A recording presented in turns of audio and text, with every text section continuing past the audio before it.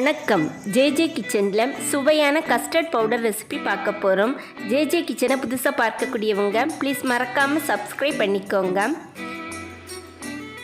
இந்த பவுடர் செய்வதற்கு பால் பவுடரானது 1 கப் அளவு எடுத்தீங்கன்னா அதே அளவிலேயே சுகரும் சேர்த்துக்கோங்க.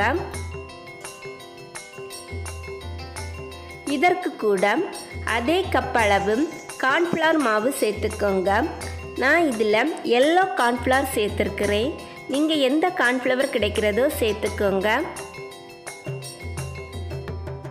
இதற்கு கூட தேவையான அளவு ஃபுட் கலர் சேர்த்துக்கோங்க.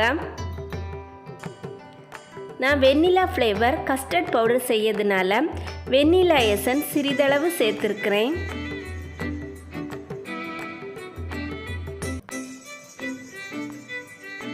எல்லாம் சேர்த்து மிக்ஸி ஜாரில் 2 சுற்றி எடுத்துக்கோங்க.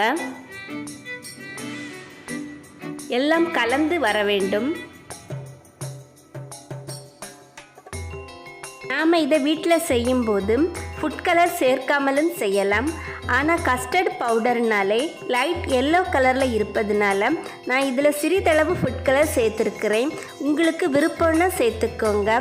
இதை ரெடி பண்ணி வச்சிங்கன்னா இந்த வரக்கூடிய வெயில் காலத்துக்கு நிறைய ரெசிபி செய்யலாம்.